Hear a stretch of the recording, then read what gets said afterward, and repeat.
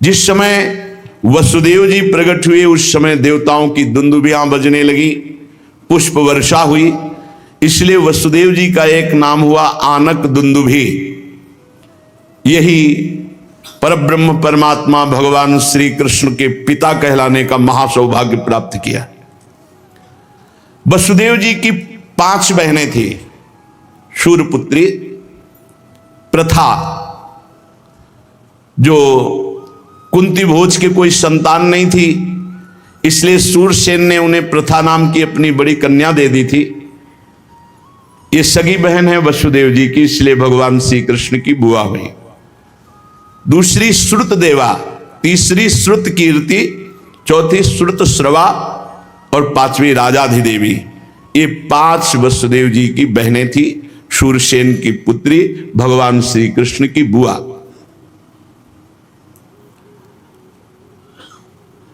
पृथ्वी इन्हीं महापुरुषों के चरण चिन्हों से पावन होती है, जो भगवान की भक्ति से इतना प्रबल हुए कि परब्रह्म परमात्मा को अपना पुत्र बना दिया।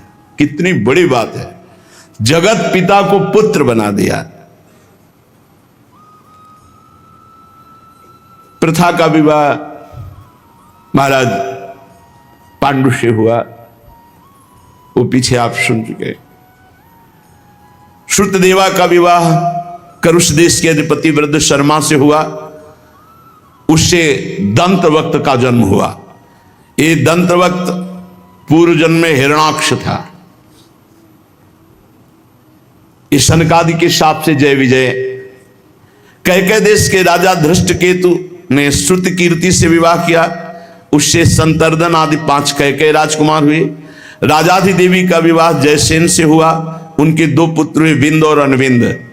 ये कौरव पक्ष में थे, भगवान की प्रेरणा से पांडवों के द्वारा इनका वध हुआ।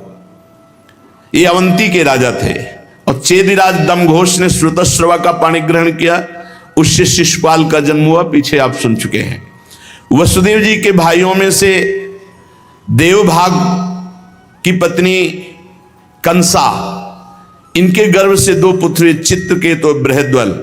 देवश्रवा की पत्नी कंसवती से सुवीर और इश्मान नाम के 2 पुत्र हुए। आनक की पत्नी कंका के गर्भ से 2 पुत्र हुए, सत्यजीत और पुरजीत। संजय ने अपनी पत्नी रष्टपालिका से गर्भ वृष और दुष्मर्षण आदि कई पुत्र उत्पन्न किए। श्यामक ने सूरभूमि नाम की पत्नी से हरिकेश और हिरण्याक्ष नाम के 2 पुत्र उत्पन्न किए। मिस्र केशी अप्सरा के गर्भ से वत्सक के व्रक आदि कई पुत्र हुए। व्रक ने दुर्वाक्षी के गर्भ से तक्ष, पुष्कर, शाल आदि कई पुत्र उत्पन्न किए।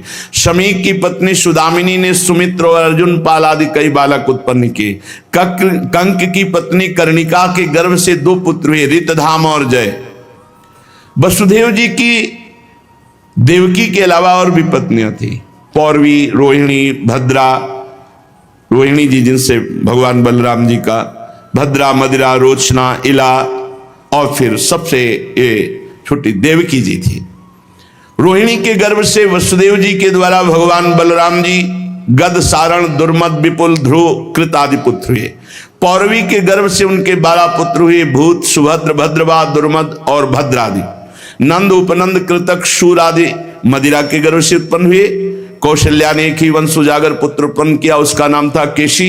उसने रोचना से हस्त और हेमांगद आदि, इला से उर्वल्क आदि ये प्रधान यदुवंशी पुत्रों को जन्म दिया। परीक्षित वसुदेव जी की धृतदेवा के गर्भ से विप्रष्ठ नामक एक ही पुत्र हुआ। शांति देवा से श्रम और प्रतिश्रुत आदि कई पुत्र हुए। उपदेवा के पुत्र कल्पवर्ष आदि 10 राजा हुए। और श्रीदेवा के वसु, हंस, सुवंश आदि 6 पुत्र हुए। देवरक्षिता के गर्भ से गद आदि 9 पुत्र हुए। और जैसे स्वयं धर्म ने 8 वसुओं को उत्पन्न किया, वैसे ही वसुदेव जी ने सहदेवा के गर्भ से पूर्वविश्रुत आदि 8 पुत्र उत्पन्न किए। परम उदार वसुदेव जी ने देवकी के गर्भ से भी 8 पुत्र उत्पन्न किए, जिनमें 7 के नाम हैं कीर्तिमान, सुषेण, भद्रसेन, ऋजु, संवर्धन, भद्र। इनको जन्म लेते मार डाला कंस ने। शेषावतार बलराम जी को आकर्षण करके योग माया ने रोहिणी जी के गर्भ में रखा। और 8वें के रूप में स्वयं सच्चिदानंद भगवान श्री कृष्णचंद्र जी पधारे और एक कन्या थी सुभद्रा। सुभद्रा जी भगवान श्री कृष्ण की बहन है।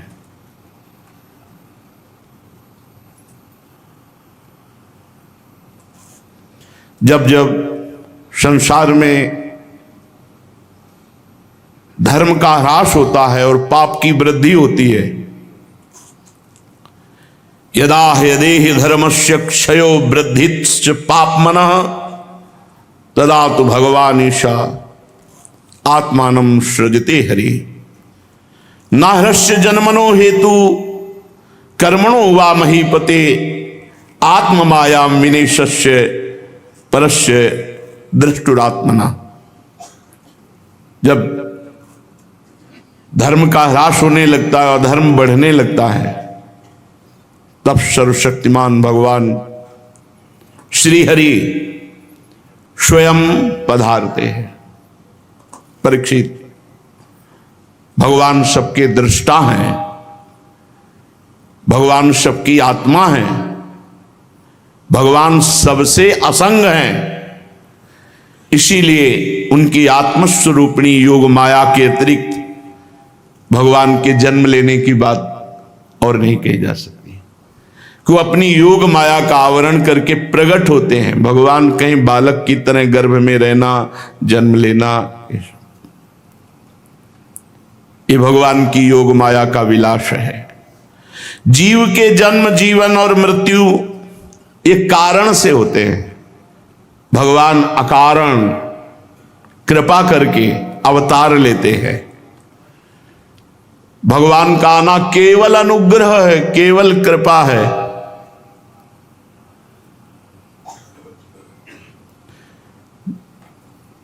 मायाबद्ध जीवों को केवल मुक्त करने के लिए भगवान आते हैं, उपदेश करके, दर्शन देकर, लीला करके बद्ध जीवों को मुक्त करने के लिए। जब असुर लोग राजाओं के वंश में उत्पन्न होते हैं, राजाओं का वेश धारण करते हैं, अनेकों अक्षोणी सेना लेकर के दीन दुखियों को मारते हैं, कष्ट देते हैं, सारी पृथ्वी को दुख देने लगते हैं, तो फिर पृथ्वी का भार उतारने के लिए स्वयं भगवान बलराम जी के साथ पधारते हैं और ऐसी लीलाएं करते हैं कि बड़े बड़े देवता भी मन से अनुमान नहीं कर सकते। शरीर से करने की तो बात जाने दो। पृथ्वी का भार उतारना तो एक निमित्त है, वो तो संकल्प से भी हो सकता है, पर प्रकट होकर प्रधान बात है अनुग्रहाय भूतानां सुपुण्यम व्यतनोद यशः। अपने भक्तों पर अनुग्रह करने के लिए भगवान पधारते हैं, क्योंकि भगवान का ऐसा पवित्र यश है जिसके गान के सहारे भक्तजन जीते हैं। यही आहार है। अगर भगवान की चर्चा सुनने को न मिले, भगवान की बात सुनने को न मिले, तो जीवन कैसे जी पाए? नहीं जी सकते भक्तजन। भगवान का पवित्र यश, भगवान के गुण, भगवान की रूप श्रवण करके, गा करके इस दुख शोक अज्ञान से पार हो जाते हैं। भगवान का यश क्या है? यस्मिन् सत्कर्ण पीयूषे यशस्तीर्थवरे सुकृत श्रोतांजलि रूपस्पृश्य धुनुते कर्म वासनाम। जो भगवान के पावन चरित्रों का गायन करता है, श्रवण करता है, उसके सारे पाप नष्ट हो जाते हैं। जो कानों की अंजलि से श्रोतांजलि रूपस्पृश्य धुनुते कर्म वासनाम, जन्म जन्मांतर की कर्म वासनाएं भस्म हो जाती जब कानों से भगवान की लीला चरित्र सुने जाते हैं। भगवान का यश लोगों को पावन करने वाला सबसे बड़ा तीर्थ है। ये कानों के लिए अमृत है। एक बार जिसको इसका चस्का लगा वो छोड़ नहीं सकता, जी नहीं सकता। गोपीजन कहती जाओ भ्रमर, जब उनको हमारे बिना समय कट जाता है तो हम भी उनकी चर्चा, फिर नहीं सकी मैं उनकी चर्चा के बिना जी नहीं सकती, ये हमारा जीवन है। उनकी चर्चा क्या है? ये हमारा जीवन है, हम जी नहीं सकती उनकी बात किए बिना। कर्म की वासनाएं निर्मूल हो जाती हैं। जो भगवान के पावन चरित्रों को श्रवण करता रहता है, गाता रहता है, ये भोजवंश, वृष्णि, अंधक, मधु, शूरसेन, दशार, कुर, संजय, पांडुवंशी, ये सब परम पवित्र हो गए क्योंकि भगवान के संबंध से जुड़े। परीक्षित भगवान का बहुत सुंदर रूप, श्यामल शरीर, सर्वांग तेजोमय, मनोरम विग्रह, ललित त्रिभंगी, प्रेम भरी मुस्कान, मधुर चितवन, प्रसाद पूर्ण वचन, पराक्रम, जिसके नेत्र गोचर हुए वो प्रेमानंद सरोवर में डूब गया। परीक्षित तुम्हें कैसे बतावें भगवान के मुख कमल की शोभा कैसी है, क्योंकि देख रहे ना श्री सुखदेव जी, देख रहे। यस्याननं मकर कुंडल चारुकर भ्राजत कपोल शुभगम शविलासहासम नित्योत्सवम न तत्र पुरुदृशभि पिबन्त्यो नार्यो नराश्च मुदिना कुपिता निमेष। कैसा सुंदर रूप भगवान का है। परीक्षित, मकराकृत कुंडल, बड़े मनोहर कान, अलकावली कपोलों पर, और जब वो मुस्कुरा देते हैं उनके मुख पर जो आनंद की बाढ़ आती है, कोई नर नारी ऐसा नहीं जो अपने नेत्रों के प्यालों से भगवान की मुख माधुरी का पान करके तृप्त हो जाए। नहीं, और विरह और विकलता, वे उसका रस ले लेकर के आनंदित होते हैं, परंतु पलके गिरने से उनके गिराने वाले निमि पर खींचते हैं। लीला पुरुषोत्तम भगवान अवतीर्ण हुए मथुरा में कंस कारागार वसुदेव जी के यहां, परंतु वहां रुके नहीं, रुके गोकुल में नंद बाबा के घर। प्रयोजन अपने महाप्रेमी सखाओं को, ग्वाल गोपी गौओं को सुखी करना।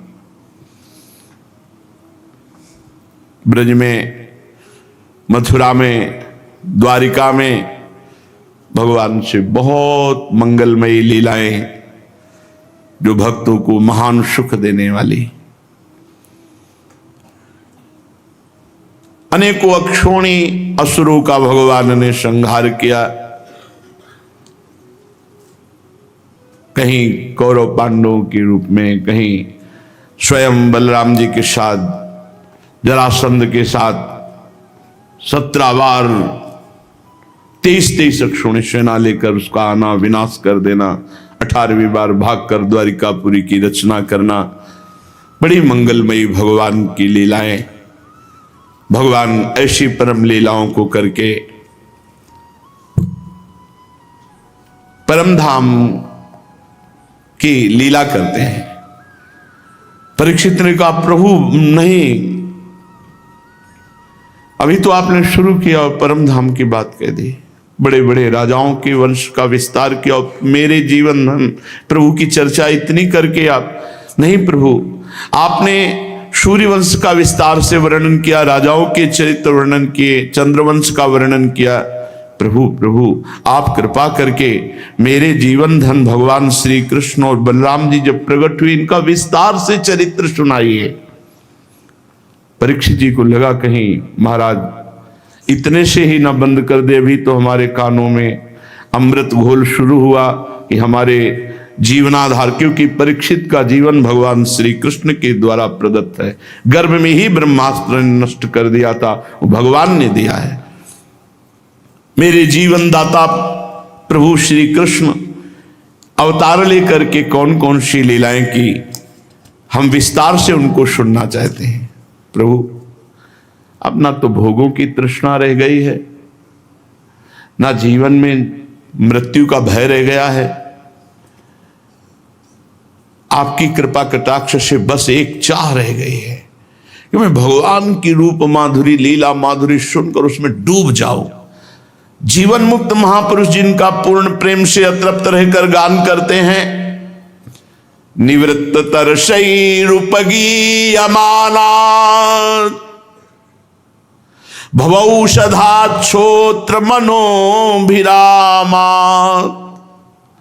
का उत्तम श्लोक गुणानुवादा पुमान विरजेत बिना पशुना। कौन ऐसा है जो उत्तम श्लोक भगवान श्री कृष्ण के चरित्र सुनना ना चाहेगा? भवरोग की राम बाणौषधि भवौषधाच्छोत्र मनोभिरामात्। यदि कानों से भगवान की चर्चा सुन ली तो जन्म मरण से मुक्त हो जाओगे। अगर विषयी पुरुष हो तो भी सुन लो, तुम्हारे पाप नष्ट होंगे, तुम्हें आगे से आगे तुम्हारी कामनाओं की पूर्णता होगी। और जीवन मुक्त महापुरुषों का तो आहार है यही भगवान का चरित्र। भगवान श्री कृष्णचंद्र जी के ऐसे सुंदर सुखद रसीले गुणानुवाद से ये पशुघाती आत्मघाती मनुष्य के अतिरिक्त और ऐसा कौन होगा जो विमुख हो जाए भगवान की चर्चा से, भगवान की चर्चा ना सुने। महाराज, श्री कृष्ण तो मेरे कुलदेव हैं। जब कुरुक्षेत्र में महाभारत युद्ध में देवताओं को भी जीत लेने वाले भीष्म पितामह आदि अतिरथियों ने मेरे दादा पांडवों को नीचा दिखाना चाहा, उस समय कौरवों की सेना उनके लिए अपार समुद्र के समान थी, जिसमें भीष्म आदि वीर बड़े बड़े मच्छों को भी निगल जाने वाले तिमिंगल मच्छों की भांति भय उत्पन्न कर रहे थे। परंतु मेरे स्वनाम धन्य पितामह युधिष्ठिर भगवान श्री कृष्ण की चरण कमलों की नौका का आश्रय लेकर उस महायुद्ध में अनायास ऐसे पार हो गए, ठीक वैसे ही जैसे कोई मार्ग में चलता हुआ स्वभाव से बछड़े के खुर का गड्ढा पार कर जाए। महाराज, मेरा ये शरीर जो आपके सामने है, कौरव और पांडव दोनों ही वंशों का एकमात्र सहारा था, अश्वत्थामा के ब्रह्मास्त्र से नष्ट हो चुका था। उस समय मेरी माता जब भगवान श्री कृष्ण की शरण में गई, तब उन्होंने हाथ में चक्र लेकर मेरी माता के गर्भ में प्रवेश किया और ब्रह्मास्त्र से मेरी रक्षा की। केवल मेरी ही बात नहीं, वे समस्त शरीरधारियों की आत्मा हैं, अमृतत्व का दान करते हैं। पर जीव जो भगवान से विमुख होकर विषयों में विचरण करता है, उसी को भगवान काल रूप और मृत्यु रूप से अनुभव में आते हैं। भगवान का नर रूप धारण करना ये तो एक लीला है। आप मेरे प्राणाधार उन्हीं श्री कृष्ण के ऐश्वर्य और माधुर्य से परिपूर्ण लीलाओं का वर्णन कीजिए। आपने अभी बताया कि बलराम जी रोहिणी के पुत्र थे, और आपने जब देवकी के पुत्रों की गणना की तो बलराम जी का उसमें भी नाम आया, तो दूसरा शरीर धारण किए बिना दो माताओं का पुत्र एक कैसे हो सकता है? असुरों को मुक्ति देने वाले और भक्तों को प्रेम वितरण करने वाले भगवान श्री कृष्ण अपने वात्सल्य स्नेह से भरे हुए पिता का घर छोड़कर ब्रज में क्यों गए? यदुवंश शिरोमणि भक्तवत्सल प्रभु नंद आदि गोप बंधुओं के साथ कहां कहां निवास किया। ब्रह्मा और शंकर का भी शासन करने वाले भगवान ने ब्रज में तथा मधुपरी में रहकर कौन कौन सी लीलाएं की। और महाराज, उन्होंने अपनी मां के भाई मामा कंस को अपने हाथ क्यों मार डाला? मामा होने के कारण वो पूजनीय था, मारे जाने योग्य नहीं था, क्यों मारा? मनुष्याकार सच्चिदानंद में विग्रह प्रकट करने वाले भगवान श्री कृष्ण द्वारिकापुरी में यदुवंशियों के साथ कितने वर्षों तक निवास किया? प्रभु की सेवा में कितनी पत्नियां थीं? और हे परमहंस शिरोमणि, मैंने जो लीलाएं ना पूछी हो, जो गुप्त हो, अधिकारी समझते हो, तो मुझे भगवान के चरित्र सुनाओ। क्योंकि भगवान की चरित्र सुनने में मुझे बहुत आसक्ति हो रही है। भगवान, अन्न की तो बात ही क्या, मैंने जल का भी जबान पे स्पर्श नहीं कराया। जिस समय से श्रृंगी ऋषि ने श्राप दिया, असह्य भूख प्यास मुझे तनिक भी नहीं सता रही, क्योंकि मैं आपके मुख कमल से झरती हुई भगवान की सुधामयी लीला कथा का पान कर रहा हूं। शौनक जी भगवान के प्रेमियों में अग्रगण्य सर्वज्ञ श्री सुखदेव जी महाराज जी ने जब परीक्षित का ऐसा समीचीन प्रश्न सुना, जो संतों की सभा में भगवान की लीला के वर्णन का हेतु हुआ करता है, बड़ा अभिनंदन किया और भगवान श्री कृष्ण की उन परम पवित्र लीलाओं का वर्णन किया जिनके श्रवण मात्र से भगवान की प्राप्ति होती है। भगवान की लीला श्रवण मात्र से भगवान की प्राप्ति होती है। मथुरा की ब्राह्मण पत्नियां प्रमाण है, रत्नावती जी प्रमाण, बहुत से ऐसे भक्त प्रमाण है। केवल भगवान की चर्चा सुनने से भगवान की प्राप्ति। श्री सुखदेव जी ने कहा, भगवान के लीला रस के रसिक राजर्षि, तुमने जो कुछ निश्चय किया, भगवान के चरित्र सुनने के लिए जो प्रश्न किया, बड़ा आदरणीय है, क्योंकि सबके हृदयाराध्य श्री कृष्ण की लीला कथा श्रवण करने में जिससे सहज प्रीति हो गई भगवत प्राप्ति। मेरे प्रभु की चर्चा हो रही, कानों में मानो अमृत डाला जा रहा है। भगवान श्री कृष्ण की कथा के संबंध में प्रश्नकर्ता, उत्तर देने वाला और श्रोता, ये तीनों पवित्र हो जाते हैं, तीनों भगवत प्राप्त हो जाते हैं। जैसे गंगा जी का जल या भगवान का चरणामृत सभी को पावन करता है, ऐसे भगवान की लीला के संबंध में प्रश्न करने वाला, उत्तर देने वाला और सुनने वाला तीनों पावन हो जाते हैं। परीक्षित, ये उस समय की बात है, लाखों दैत्यों के दल ने घमंडी राजाओं का रूप धारण करके अपने भारी भार से पृथ्वी को आक्रांत कर रखा था। उससे त्राण पाने के लिए पृथ्वी देवताओं के साथ ब्रह्मा जी की शरण में गए। घोर भूत्वा सुरमुखी खिन्ना क्रंदंती करुणम विभो उपस्थितांतिके तस्मै व्यसनम स्वमवोचत ब्रह्मा तदुपधार्यार्थ सहदेवैस्तया सह जगाम सत्रिनयन स्थिरम क्षीर पयो निधे। अश्रु चल रहे थे पृथ्वी के, खिन्न थी, शरीर कृश था। करुण स्वर से ब्रह्मा जी के पास जाकर कहानी सुनाई। घोर निशाचर प्रवृत्ति के लोग राजा हो गए, पापाचरण बढ़ गया है हमारे ऊपर। ब्रह्मा जी ने बड़ी सहानुभूति प्रकट की। त्रिनेत्र भगवान शंकर का याद स्मरण किया। भगवान शंकर आए, अन्य प्रमुख लोकपाल ब्रह्मा जी, गौ रूप धारण किए हुए पृथ्वी, ये सब क्षीर सागर के तट पर गए, जहां शेषशायी भगवान शांताकारम भुजग शयनम,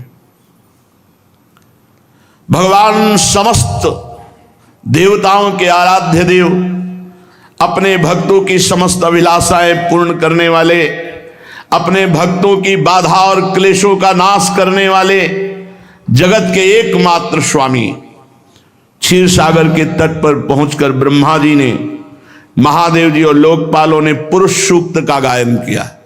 पुरुष सूक्त शास्त्र शीर्षा पुरुखा सहस्राक्षा सहस्त्रपाद, संपूर्ण पुरुष सूक्त जो ही गायन हुआ, तो ही ब्रह्मा जी समाधिस्थ हो गए।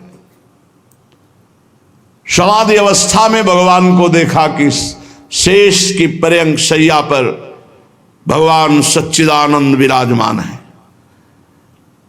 समाधि स्थिति में कहा, ब्रह्मा समस्त देवताओं से कहो, अब घबराने की बात नहीं है, मेरी आज्ञा का पालन करो। मैं ईश्वरों का ईश्वर काल शक्ति के द्वारा पृथ्वी का भार हरण करने के लिए स्वयं अवतार ले रहा हूं। इस बार स्वयं भगवान पधार रहे हैं। तुम सब अपने अंशों से यदुकुल में जन्म लो और मेरी लीला में सहयोग करो। स्वयं पुरुषोत्तम भगवान इस बार प्रकट हो रहे। प्रियतमा श्री जी की सेवा के लिए समस्त देवांगनाएं जन्म ग्रहण करें। स्वयं प्रकाश अनंत महिमाशाली भगवान शेष जी वो भी भगवान के साथ प्रकट हो रहे हैं, इस बार बड़े भाई के रूप में। भगवान की वो ईश्वर शालिनी महाशक्ति योग माया जिसने सारे जगत को मोहित कर रखा है, वो भी अवतरित हो रही अंश रूप से। श्री सुखदेव जी कहते, परीक्षित, ब्रह्मा जी ने सारी बात देवताओं को बताई और आज्ञा करी और पृथ्वी को ढांढस बंधाया कि अब तुम्हारा महासौभाग्य उदय होने वाला है। स्वयं भगवान अवतरित हो रहे हैं। पृथ्वी समस्त लोकपाल देवता भगवान शंकर अपने अपने स्थान को गए। उसी समय यदुवंशी राजा थे शूरसेन। वे मथुरापुरी में रहकर माथुर मंडल और शूरसेन मंडल का राज्य शासन करते थे। मथुरा समस्त यदुवंशी नरपतियों की राजधानी थी। मथुरा में नित्य भगवान श्री हरि की उपस्थिति बताई। मथुरा नित्य कृष्ण को बास, निस्दिन श्याम न छाड़त पास। मथुरा भगवान यत्रो नित्यम सन्निहितो हरि। मथुरा में सूर्य के पुत्र वसुदेव जी का विवाह देवकी जी से तय हुआ। बड़े धूमधाम से विवाह हुआ। अब नवविवाहिता देवकी के साथ घर जाने के लिए जब वसुदेव जी रथ पर सवार हुए, महाराज उग्रसेन का लड़का कंस अपनी चचेरी बहन देवकी को प्रसन्न करने के लिए सारथी को हटाया और स्वयं रथ हाँकने के लिए घोड़ों की लगाम ली। स्वर्ण और रत्न से जटित रथ पर देवकी जी विराजमान है और सारथी की जगह कंस लगाम पकड़े हुए रथ हाँक रहा है। देवकी के पिता थे देवक। उन्हें अपनी पुत्री पर बड़ा प्रेम था। देवकी को विदा करते समय सोने के हारों से अलंकृत 15,000 घोड़े, 400 हाथी, 1800 रथ और हजारों सुंदर दासियां सेवा में अर्पित की। बहुत बड़ी विदाई के समय सामग्री देवक जी ने दी। शंख तुरी मृदंग दुंदुभियां बज रही, जय जयकार हो रही, बड़े आनंद से विदाई हो रही देवकी जी की। इतने में आकाशवाणी हुई, पथि प्रग्रहिणम कंस माभास्याः शरीरवाक् अस्यास्त्वामष्टमो गर्भो हंतायाम बहसे अबुद। ए पापी कंस, जिस बहन को तू बड़े गर्व से विदा कर रहा है, इसी के गर्भ से प्रकट हुए 8वीं संतान तेरी मृत्यु का कारण बनेगी। मारा जाएगा तू इसकी 8वीं संतान से। इसका 8वां गर्भ तेरे विनाश का कारण बनेगा। आकाशवाणी कूद पड़ा रथ से। पापी, महाबलवान, दुष्टता की सीमा। आकाशवाणी सुनते ही रथ से कूद पड़ा, तलवार निकाली और देवकी के बाल पकड़े और वसुदेव जी ने, महाराज महाराज राजकुमार, ऐसा नहीं, ऐसा नहीं। आप भोजवंश के होनहार वंशधर, अपने कुल की कीर्ति बढ़ाने वाले हैं। बड़े बड़े शूरवीर आपके गुणों की सराहना करते हैं महाराज। एक तो ये स्त्री, दूसरे बहन, तीसरे अभी अभी विवाह के शुभ चिन्हों से युक्त है। ऐसी स्थिति में आप कैसे मार सकते हैं? वीरवर, हम आपको सिद्धांत की बात बताते हैं। जो जन्म लेते हैं उनके शरीर के साथ मृत्यु भी उत्पन्न होती है। आज हो या 100 वर्ष के बाद, जो प्राणी है उसकी मृत्यु होगी, पक्का होगी। जब शरीर का अंत ही होना है, जीव अपने कर्म के अनुसार दूसरे शरीर को ग्रहण करता है, उसे विवश होकर ऐसा करना पड़ता है। फिर आप पाप क्यों कर रहे हैं? अपराध क्यों कर रहे हैं? जैसे चलते समय मनुष्य एक पैर जमा कर ही दूसरा पैर उठाता है, जैसे जोंक किसी अगले तिनके को पकड़कर पहले पकड़े हुए तिनके को छोड़ती है, वैसे जीव कर्म के अनुसार किसी न किसी शरीर को प्राप्त होता है, फिर शरीर को छोड़ता है महाराज। जैसे कोई पुरुष जागृत अवस्था में राजा के ऐश्वर्य को देखकर, इंद्रादि के ऐश्वर्य को सुनकर उसकी अभिलाषा करने लगता है, और चिंतन करते करते स्वप्न में या तन्मयता में अपने को राजा देखता है। क्या वो राजा हो जाता है महाराज? वो अपने दरिद्र अवस्था के शरीर को भूल करके अपने को तन्मयता में लाके मानता है मानो राजा है।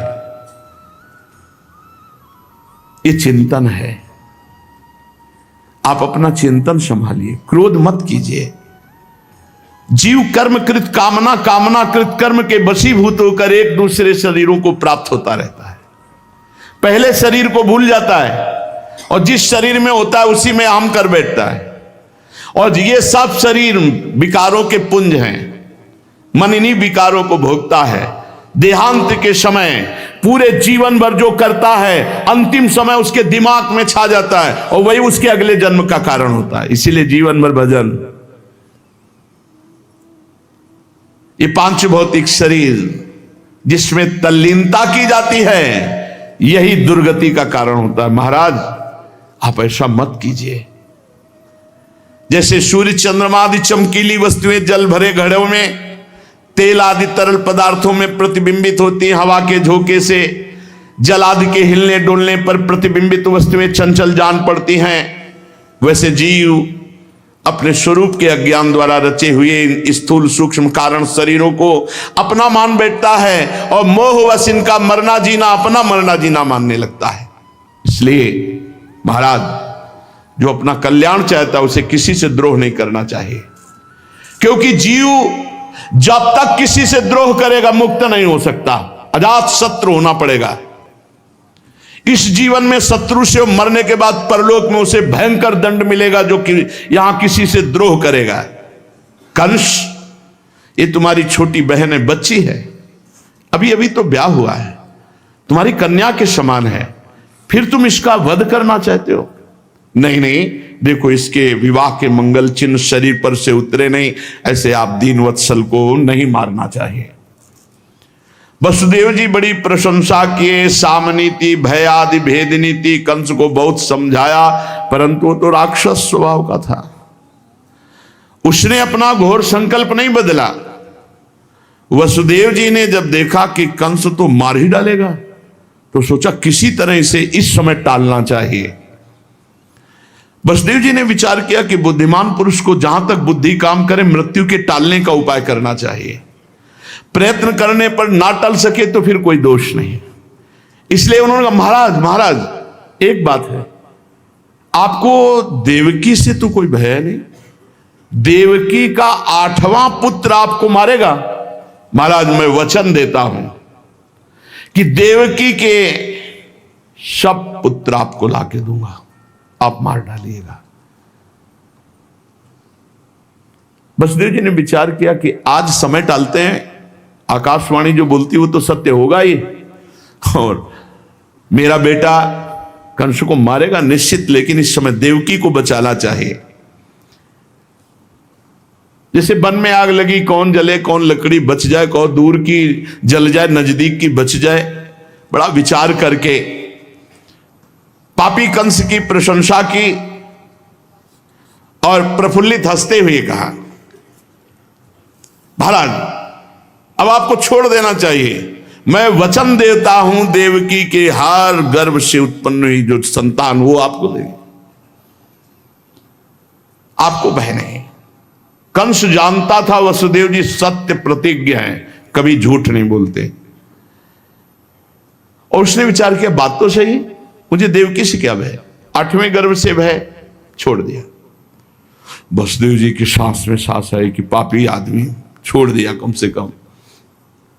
देवकी जी बड़ी सती साध्वी थी, वसुदेव जी बड़ी प्रशंसा कंस की और कहा अब सारथी बन के मत बैठो, सारथी को बैठा, आप जाओ महाराज, कम से कम तुम नहीं रहोगे तो जिंदा तो पहुंच जाएगा, फिर कुछ आकाशवाणी हो जाए, कहां तक समझाएंगे इसको। वसुदेव जी ने कंस को विदा किया। सारे देवता देवकी जी के अंगों में, क्योंकि वैसे सबके अंगों में देवताओं के अंश का वास है, पर वहां प्रकाशित हो गए। अब पहला पुत्र हुआ कीर्तिमान। वसुदेव जी को बहुत कष्ट हो रहा था ले जाने पर अपने सत्य वचन के आगे तीजों में दे दीप्यमान बच्चा अभी कोमल पापी के हाथ में देने जा रहे कि मारी डालेगा, कौन माता पिता का हृदय कहेगा। पर सत्य प्रतिज्ञ वसुदेव जी लेकर के गए, प्रदान किया। कंस ने देखा छोटा सा भी लाल लाल चरण, लाल लाल कर कमल, उन्होंने कहा ये क्या हमारी मृत्यु बने, ले जाओ 8वां लाना, 8वां। कहते हैं कि देवर्षि नारद जी ने विचार किया ये पापी ऐसी दया करेगा तो भगवान के अवतार में बड़ा विलंब हो जाएगा। नारायण नारायण नारायण, भगवान के मन है देवर्षि नारायण, और ये ऐसे महात्मा है कि हिरण्यकश्यप, हिरणा, कोई भी कहीं भी चले जाए सब उठ के खड़े होंगे, सब पूजा करेंगे, सबको ऐसा लगता है कि मेरे पक्ष में देवर्षि नारद जी। कंस खड़ा हुआ, आओ महाराज, 8 पंखुड़ी का कमल लिए हुए गए। कहा कंस इसमें कौन सी 8वीं है, कौन सी पहली है? कहा ये, घुमा के हर पंखुड़ी को 8वीं साबित कर दिया। समझे? समझ गए? नारायण नारायण चले गए। तुरंत वसुदेव जी को बुलाओ। वसुदेव जी को पता था पापी कभी भी पलट सकता है। वसुदेव जी फिर लेके आए, पैर पकड़ करके पत्थर पर पछाड़ करके कीर्तिमान नामक प्रथम पुत्र को, फिर द्वितीय, तृतीय, चतुर्थ, पंचम और षष्ठ, सप्तम में भगवान शेषावतार बलराम जी। ये इसीलिए पहले आए क्योंकि रामावतार में जहां कुछ भगवान के पक्ष की बात करना चाहते थे तो मर्यादा पुरुषोत्तम गंभीर श्री रामचंद्र जी तो एकदम चुप होना पड़ता था। इसीलिए पहले आए कि अब तुम्हारे कहने से नहीं रुकेंगे, हम बड़े भाई, हम जैसा चाहेंगे वैसी आपकी सेवा करेंगे। इसलिए भगवान बलराम जी आए। भगवान सच्चिदानंद है। देखा कि अब पूरे समय पर बलराम जी गर्भ में रहें, फिर प्रकट हों, तो आद्या शक्ति देवी को बुलाया और कहा जाओ बलराम जी का आकर्षण करके, जो कंस के भय से वसुदेव जी की अन्य अन्य जगह पत्नियां थी, उनमें नंद बाबा की रोहिणी जी थी, गर्भ में वहां पहुंच, मैं स्वयं सच्चिदानंद अब 8वें गर्भ के रूप में प्रकट हो रहा। भगवान हमारे प्राणाधार, जीवन धन, सर्वस्व वही है, उनके सिवा दूसरा कोई है नहीं।